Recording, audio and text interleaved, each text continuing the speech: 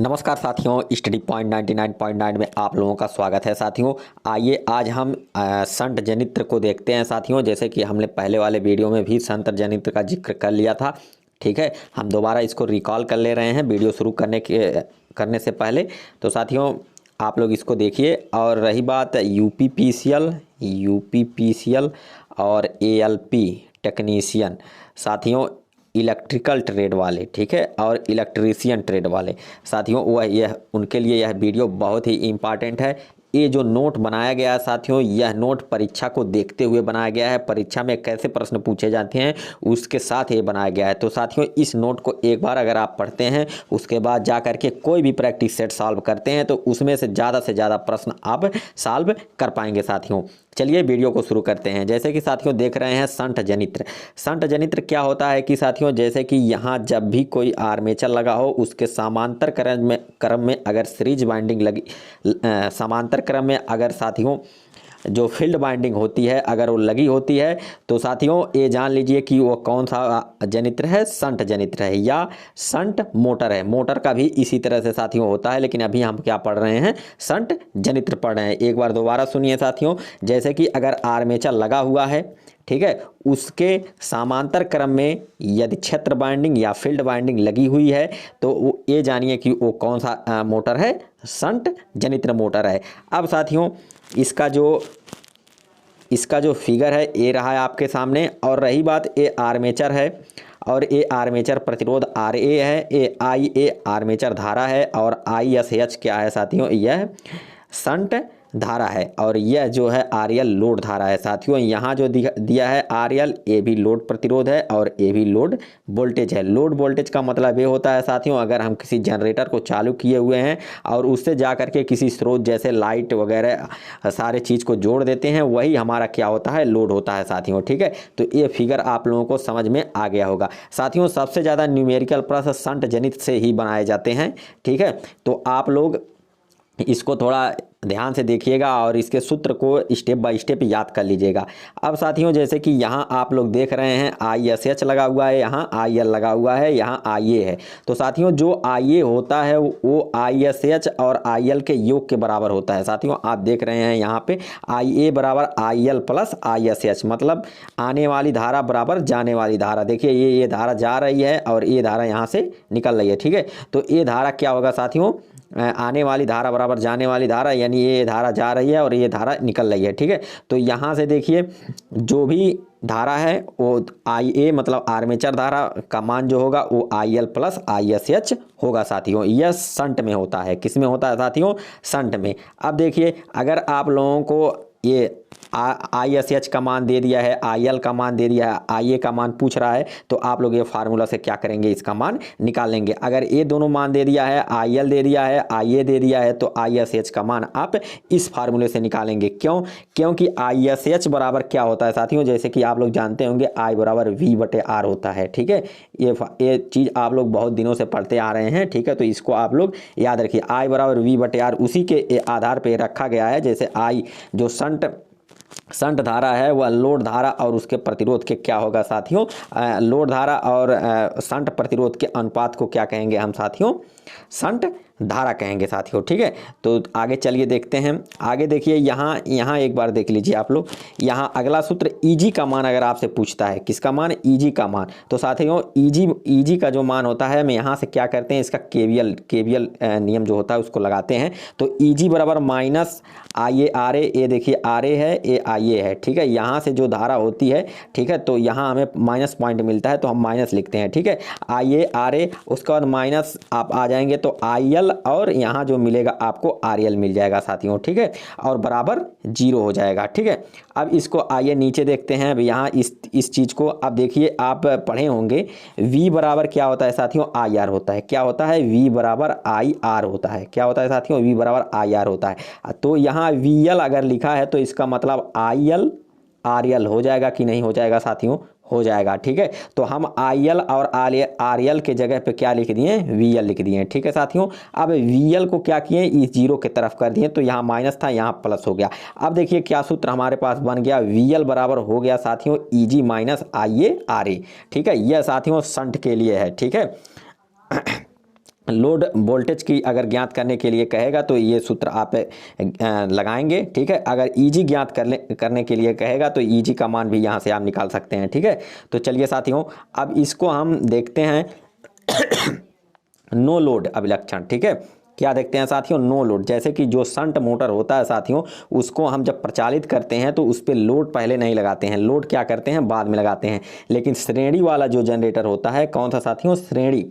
श्रेणी जनरेटर जो होता है साथियों, उसमें क्या करते हैं कि लोड पहले लगाते हैं, ठीक है। उसका कारण है आगे अभी हम लोग पढ़ेंगे, ठीक है। तो नो लोड अभिलक्षण मतलब बिना लोड के जो अभिलक्षण बनता है वो इस टाइप का बनता है, ईजी और आईएस के बीच बनता है, ठीक है साथियों। यहाँ देखिए, अगर ईजी का मान हम लोग क्या करते हैं साथियों, अगर प्राइमर मूवर के साथ घुमाते हैं तो कुछ देर तक बढ़ता है, लेकिन उसके बाद क्या होता है? नहीं बढ़ता है साथियों, ठीक है। तो ये जहाँ तक बढ़ता है उसको हम संतृप्त बिंदु कहते हैं, ठीक है। अब देखिए, यह ग्राफ जो है इतना ऊपर से बना हुआ है, तो यहाँ ये जो स्थान है साथियों, वह अपशिष्ट चुंबक के कारण होता है, ठीक है साथियों। किसके कारण होता है? अपशिष्ट चुंबक के कारण होता है, ठीक है। चलिए आगे देखते हैं।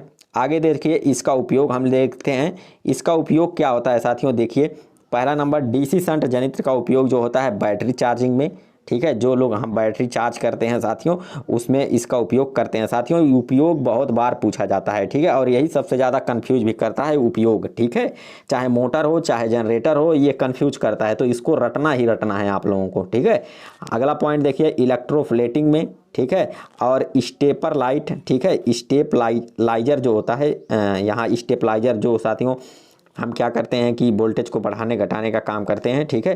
तो स्टेबलाइजर के रूप में, उत्तेजना के रूप में, और यहाँ देखिए नियत गति व नियत विभव प्रदान करने के लिए डीसी शंट जनित्र का उपयोग करते हैं साथियों, ठीक है।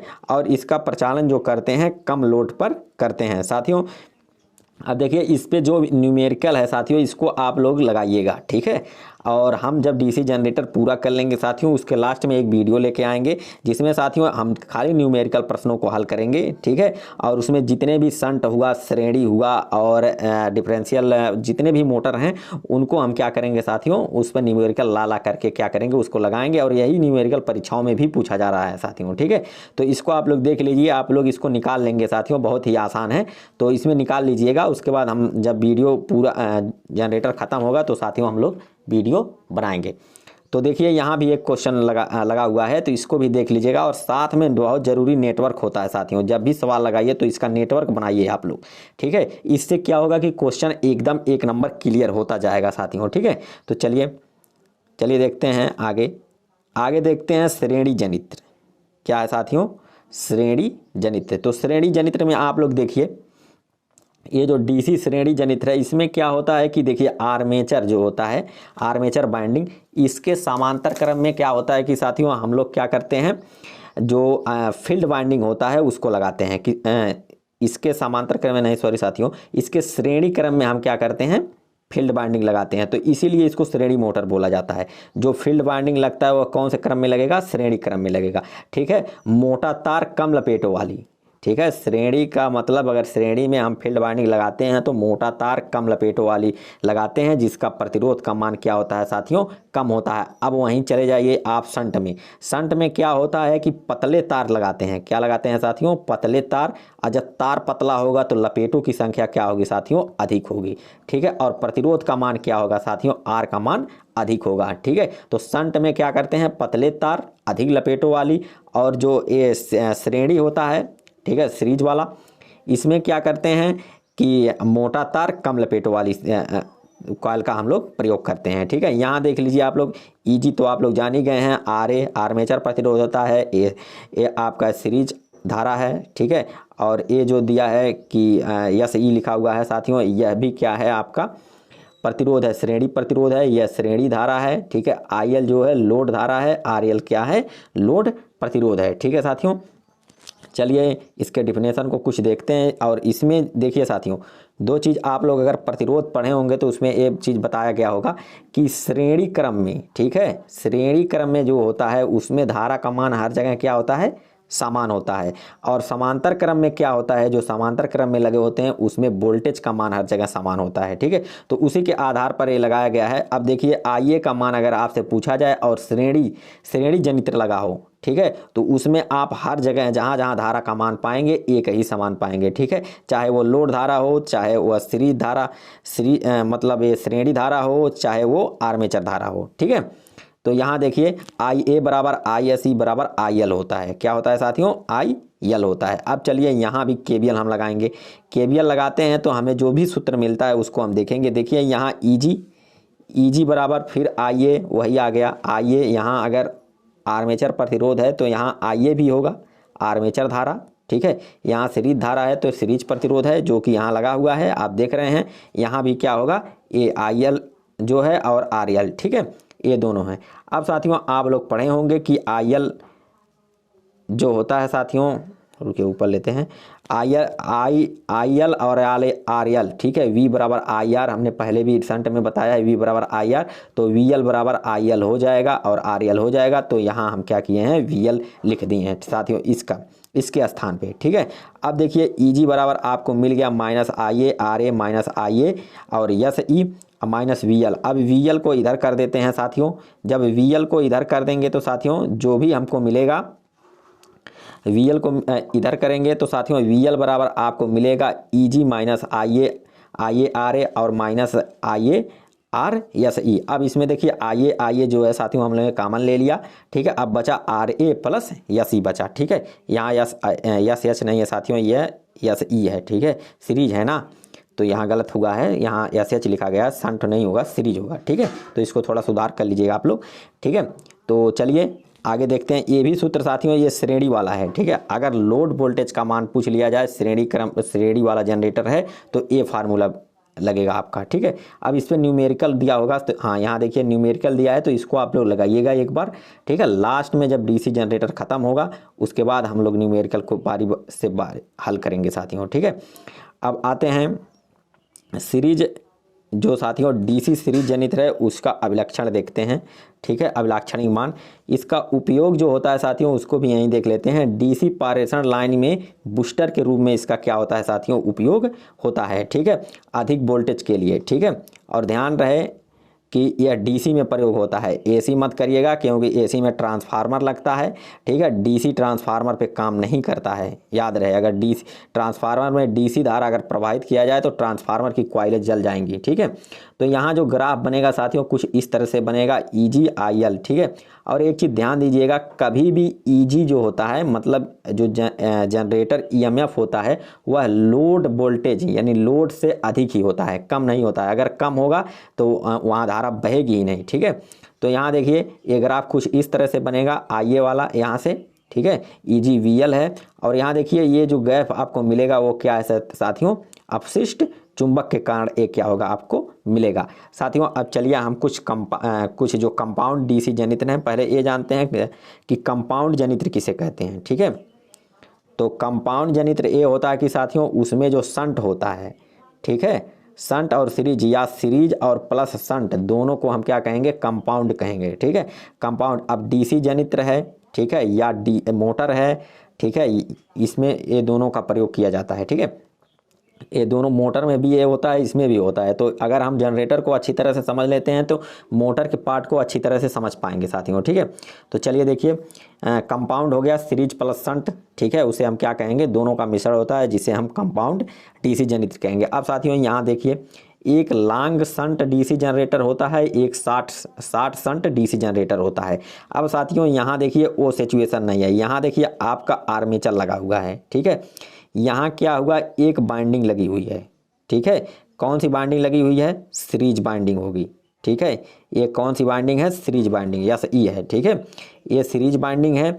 और यहाँ देखिए शंट बाइंडिंग लगी हुई है, मतलब यहाँ जो सीरीज मोटर में लगा होता है और यहाँ शंट मोटर में, और ये लोड प्रतिरोध होता है, ठीक है। तो ये लॉन्ग, अब लॉन्ग क्यों है? क्योंकि यहाँ से देखिए आप ये जो सीरीज है यहीं से लगा हुआ ये क्या है? कॉइल लगा हुआ है, ठीक है। जो भी शंट बाइंडिंग जो लगी हुई है वह क्या है? यहाँ से यहाँ लगा हुआ है, ठीक है। शंट जनरेटर की यहाँ व्यवस्था है और सीरीज की यहाँ व्यवस्था है, ठीक है। अब इसमें देखिए 60 में क्या है कि साथियों यहाँ देख पा रहे होंगे आप कि यहाँ देखिए ये जो है सीरीज बाइंडिंग है, ये शंट बाइंडिंग है। तो क्या हुआ कि ये आर्मेचर से जोड़ दिया गया है, तो ये 60 में लगा दिया गया है, मतलब छोटा में लगा दिया गया, इसलिए इसे शॉर्ट शंट डीसी जनरेटर बोलते हैं। ठीक है, अब इसमें कुछ पॉइंट्स भी हैं, उसको हम लोग देख रहे हैं। देखिए पॉइंट है, लोड परिवर्तन करने पर टर्मिनल वोल्टेज नियत रहता है। ये तो सही है, अगर डीसी जनरेटर है, अगर उस पर हम लोड बढ़ाते हैं तो उसके मान में बहुत ही हल्का परिवर्तन होता है। ठीक है, और ये क्या होता है, हम लोग इसे अपरिवर्तित मानते हैं। ठीक है, इसमें लोड परिवर्तन करने पर टर्मिनल वोल्टेज भी परिवर्तन हो जाता है। ठीक है, क्योंकि दोनों शंट हैं। ठीक है, दोनों के मान में परिवर्तन तो नहीं होना चाहिए, मान में इसके गति में परिवर्तन नहीं होगा, लेकिन लोड परिवर्तन करने पर टर्मिनल वोल्टेज भी परिवर्तित होता है। किसमें? शॉर्ट शंट में। यही मुख्य पॉइंट है साथियों। ठीक है, शॉर्ट शंट डीसी जनरेटर में। चलिए आगे चलते हैं, कंपाउंड डीसी जनरेटर के कुछ कंपोनेंट को देख रहे हैं। कंपाउंड डीसी जनरेटर में आपको कम्युलेटिव कंपाउंड डीसी जनरेटर या संचय यौगिक इसको बोलते हैं। ठीक है, अब देखिए यहाँ जो दिया गया है, यहाँ चुंबकीय फ्लक्स दिया गया है। ठीक है, तो चुंबकीय फ्लक्स जो होता है कम्युलेटिव कंपाउंड जनरेटर का, जो चुंबकीय फ्लक्स होता है साथियों, वह शंट जनित्र के चुंबकीय फ्लक्स और सीरीज जनित्र के चुंबकीय फ्लक्स के योग के क्या होता है साथियों, बराबर होता है। ये चीज़ आप लोग थोड़ा ध्यान दीजिएगा। ठीक है, जैसे इसकी जो होती है मतलब प्लस में जुड़ा होता है, मतलब इस तरह से बनाई जाती है। मान लीजिए एक कॉइल है तो यहाँ एक पॉइंट होगा और उसके बाद कुछ एक पॉइंट यहाँ न होके आपका यहाँ होता है। ठीक है, तो ये चीज़ें यहाँ बताई गई हैं, लेकिन थोड़ा सा स्पष्ट नहीं दिख रहा है। ठीक है, अब आ जाइए, जितने भी जनित्र हैं उनको हम इस फिगर से क्या करेंगे साथियों, देख लेंगे। जो VL और IL के बीच जो ग्राफ बन रहा है, इसी से हम क्या करेंगे साथियों, जानेंगे। अब ये है लोड धारा, ये है लोड वोल्टेज। ठीक है, अब इसका मान क्या होता है कि साथियों, अगर ये सीधी रेखा में है तो जान लीजिए समान है, कोई परिवर्तन नहीं। अब देखिए यहाँ से क्या हो रहा है कि इस ग्राफ में कुछ ऊपर की तरह घूमा हुआ है। ठीक है, इसलिए इसे हम क्या कहेंगे, ओवर कंपाउंड मोटर कहेंगे। क्या कहेंगे साथियों, मोटर नहीं, जनरेटर कहेंगे, ओवर कंपाउंड जनरेटर बोलेंगे। ठीक है, इसमें वोल्टेज रेगुलेटर का मान क्या होता है साथियों, ऋणात्मक होगा। वोल्टेज इसमें जो होगा उसका मान क्या होता है, ऋणात्मक होता है। इसका उपयोग हम करते हैं लंबी दूरी पर प्रकाश व्यवस्था के लिए। क्या करते हैं, लंबी दूरी, अगर कहीं मान लीजिए प्रकाश की व्यवस्था ज़्यादा दूर करना है तो इसका उपयोग वहाँ करेंगे। अब आ जाइए, यहाँ एक दिख रहा होगा आपको ग्राफ ए वाला। ठीक है, तो ए वाला देख रहे हैं आप लोग, जब हम वोल्टेज स्रोत से जोड़ते हैं तो इसके मान में क्या होता है कि कुछ समय तक यहाँ से यहाँ तक क्या हुआ है, लेवल बना हुआ है। ठीक है, क्या हुआ है, लेवल बना हुआ है, उसके बाद ये घट रहा है। तो साथियों इसलिए हम यहीं तक इसका यूज करते हैं। ठीक है, तो इसलिए इसको हम क्या बोलते हैं, लेवल कंपाउंड बोलते हैं। क्या बोलते हैं साथियों, लेवल कंपाउंड या फ्लैट कंपाउंड जनरेटर भी बोला जाता है। इसमें वोल्टेज रेगुलेटर का मान 0 होता है। यह कम दूरी पर प्रकाश व्यवस्था के लिए यह जनरेटर क्या होता है, लिया जाता है। अब आइए यहाँ तो ये देखिए कि ये मान है और यहाँ ये बहुत ज़्यादा डिफरेंट हो रही है। क्या हो रहा है, बहुत ज़्यादा डिफरेंट हो रहा है। इसलिए साथियों इसे डिफरेंशियल कम्युलेटिव कंपाउंड मोटर नहीं सॉरी साथियों, डिफरेंशियल कंपाउंड मोटर इसलिए कहते हैं क्योंकि ये देखिए ज़्यादा डिफरेंट हो रही है। ठीक है, इसलिए इसे डिफरेंशियल कंपाउंड, इसका यूज कहीं नहीं किया जाता है साथियों। ठीक है, ये सिर्फ हम लोगों को पढ़ने के लिए बताया गया है इसमें। ठीक है, अब देखिए एक यहाँ है, ये जो तल है इससे थोड़ा हल्का सा ये भी छुप हुआ है। ठीक है, इसलिए इसे हम क्या बोलते हैं, अंडर कंपाउंड कहेंगे। क्या कहेंगे साथियों, अंडर कंपाउंड जनित्र बोलेंगे इसको। ठीक है, इसमें वोल्टेज रेगुलेटर का मान क्या होता है साथियों, धनात्मक होता है। इसका उपयोग हम इलेक्ट्रोप्लेटिंग के लिए करते हैं। तो साथियों यहाँ तक आप लोगों को समझ में आ गया होगा। चलिए अब देखते हैं थोड़ा सा आगे। यहाँ देखिए, अब आते हैं डिफरेंशियल जनित्र को, कुछ हम लोग पढ़ लेते हैं। जैसे डिफरेंशियल जनित्र देखिए, डिफरेंशियल कंपाउंड जनित्र जो होता है साथियों, विभेदी यौगिक। ठीक है, इसका दूसरा नाम क्या होता है, विभेदी यौगिक। इसमें क्या होता है कि जो शंट फील्ड होती है, मतलब शंट चुंबकीय फ्लक्स जो होता है, सीरीज चुंबकीय फ्लक्स दोनों घटाएंगे तब इसमें क्या होगा, इसके फ्लक्स के क्या होगा साथियों, बराबर होगा। ठीक है, तो यहाँ देखिए लोड बढ़ने पर वोल्टेज अत्यधिक कम हो जाता है। उपयोग साथियों आर्क वेल्डिंग में किया जाता है। कहाँ किया जाता है, आर्क वेल्डिंग में किया जाता है। ठीक है, इसका ये फिगर रहा। इसमें क्या होता है कि ये जो होता है, इसकी कॉइल जो इस तरह से लगती है। ठीक है, यहाँ लगी होती है पॉइंट इसकी। ठीक है, तो ये दोनों आप लोग देख रहे होंगे। चलिए अब नीचे थोड़ा देखते हैं मुख्य शब्दावली। मुख्य शब्दावली में साथियों ये बहुत ही इंपॉर्टेंट है, इस चीज़ को आप लोगों को समझना होगा। ठीक है, यहाँ देखिए GNA एक नाम दिया हुआ है, GNA जियोमेट्रिकल नेचुरल एक्सिस, मतलब ये एक्सिस जो होता है हमेशा ज्यामिति उदासीन अक्ष होता है और इसको हम अपने प्रयोग के लिए खाली लेते हैं। जैसे कि साथियों यहाँ फिगर आप लोग नीचे देख रहे हैं। ठीक है, इस फिगर में ये मान लीजिए हमारा मोटर है, जनरेटर है, उसमें पोल लगे हुए हैं, N और S पोल लगे हुए हैं, तो इसके बीचों बीच अक्ष जो होता है क्षैतिज, ठीक है, इसी को हम क्या कहते हैं, GNA कहते हैं। यह एक काल्पनिक रेखा होती है। ठीक है साथियों, यह एक क्या होती है, काल्पनिक रेखा होती है। ठीक है, इसको आप देख लेते हैं, कभी कभी इसका फुल नाम पूछ लिया जाता है। देखिए यह ज्यामिति उदासीन अक्ष होता है। उदासीन का मतलब होता है इस पर कोई भी चार्ज नहीं होता। ठीक है, पोलों के सापेक्ष उदासीन अक्ष, ठीक है, या अक्ष या लोड पर निर्भर नहीं करता। यह क्या होता है साथियों, लोड पर निर्भर नहीं करता। लोड का मतलब इसमें कोई एक खाली मानक है। ठीक है, यह लोड पर निर्भर नहीं करता। यह पोलों द्वारा स्थापित चुंबकीय अक्ष को समद्विभाजित करता है। देखिए साथियों, यह दोनों पोल है और इसको क्या कर रहा है, दो भागों में बांट रहा है। ठीक है, ये हमारा क्या है, चुंबकीय अक्ष है। ये जो आ रहा है ये क्या है, चुंबकीय अक्ष है। चलिए आगे देखते हैं। देखिए यहाँ देखिए मुख्य चुंबकीय क्षेत्र बिना लोड की स्थिति में चुंबकीय क्षेत्र, ठीक है, चुंबकीय क्षेत्र का फैलाव एक समान होता है। ठीक है, अगर हम लोड नहीं लगाते हैं तो इसमें चुंबकीय क्षेत्र का फैलाव क्या होता है साथियों, एक समान होता है। ठीक है, अब एक शब्द आता है MNA।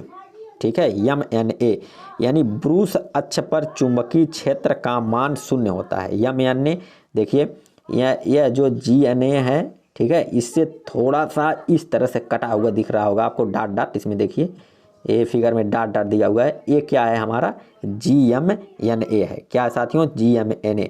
चुंबकीय क्षेत्र इसका क्या होता है, शून्य होता है। ठीक है, MNA या ब्रूस अक्ष पर चुंबकीय क्षेत्र का मान क्या होता है साथियों, शून्य होता है। फ्लैट, यहाँ देखिए अब ये हमारे पास एक मोटर है। ठीक है, उसमें हम इसको कल्पना कर रहे हैं कि मान लीजिए ये हमारा क्या है, GNA है। ठीक है, और यहाँ देखिए इस तरह से चुंबकीय फ्लक्स को दर्शाया गया है, इस तरह से। ठीक है, तो इसमें मान अधिकतम और न्यूनतम कहाँ है, ठीक है, वही दिखाया गया है। तो इसमें ये GNM हुआ, ये MNA हुआ, ये N हुआ, ये S हुआ, ध्रुवों के बीच में। ठीक है, अब आकार इसका क्या होगा, समलंबाकार होगा साथियों। क्या होगा साथियों, समलंबाकार। साथियों वीडियो काफ़ी लंबा हो गया है, तो आज के लिए इतना है साथियों। नमस्कार। अगले वीडियो में मैं अगले भाग को साथियों हम लोग क्या करेंगे, पढ़ेंगे। तब तक के लिए नमस्कार।